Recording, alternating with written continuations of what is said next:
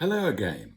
I'm John Sargent, among other things, a proud member of Saga's Not Going Out Club. In my Saga chat last time, I spoke about my father, who was the vicar of the small Oxfordshire village of Great Tew.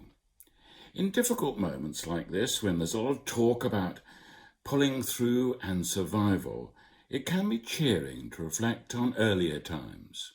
My childhood memories are a treasure trove. There were dramas, of course, searing experiences.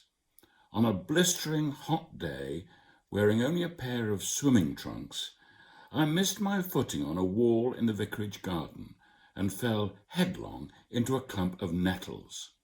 When I read of people in the present crisis diverting themselves by making nestle soup, I think of myself, lying naked, covered in rash from those harsh, unforgiving plants.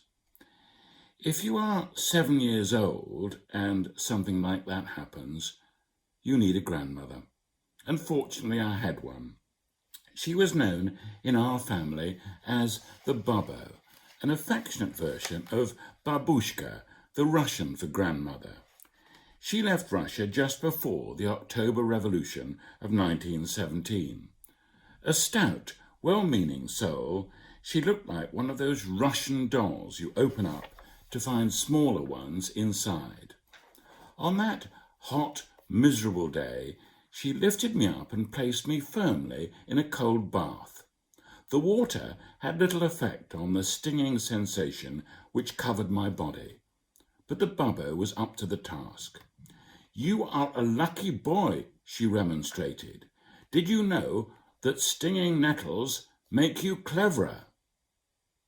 I stopped crying.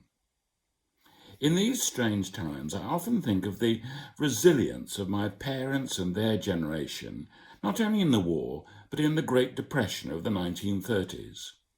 My mother snapped up her first secretarial job at the age of 17 by being cheerful. She travelled to London from Hertfordshire on a cheap workers' train at 6 a.m.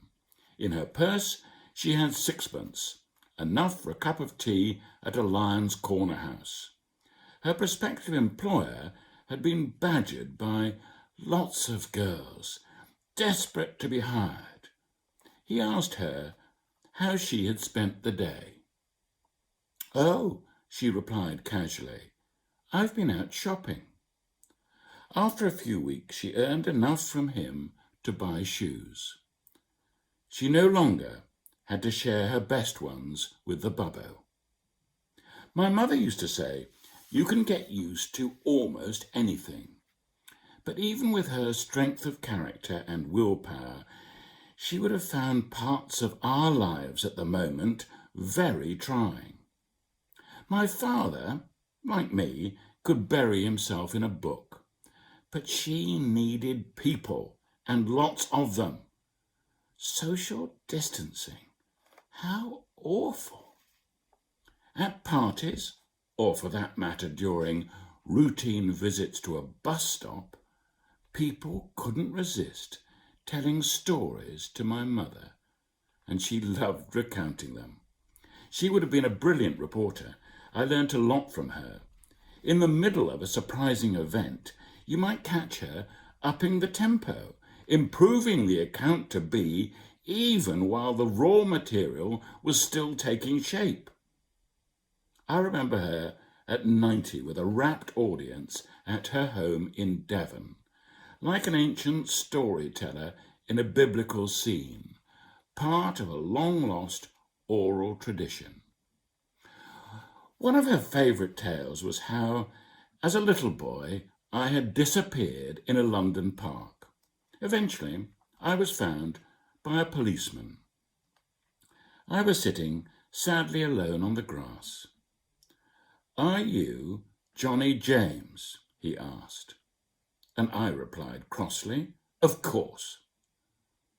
Not a bad story of its sort, particularly if I'm in the audience looking slightly embarrassed. But there was a better, longer version, which she would be ready to supply on request. The park was a posh one, Kensington Gardens in London, where nannies would congregate and well-off women would glide across the beautifully kept lawns. It was not the place for a harassed, ordinarily dressed young mother desperately searching for her 4-year-old son and asking everyone, "Have you seen a small boy in a blue suit?" A blousy, confident woman wearing a sharp red lipstick responded with glee, "No, but I've seen a dear little girl in a pink dress." Oh, my mother was cross. Then she saw me walking slowly along a path between the trees, and holding my hand was a tall, caring policeman. I once asked my mother how it was that people wanted to talk to her and tell her their secrets. Indeed, she could hardly stop them. "I am very interested in strangers," she replied, "and I listen carefully to what they say." There was a touch of the Miss Marple about my mum. When people talked to her, she stayed very still and didn't jig about. She also remembered exactly how the conversation had developed. What a gift! Until next time, cheerio.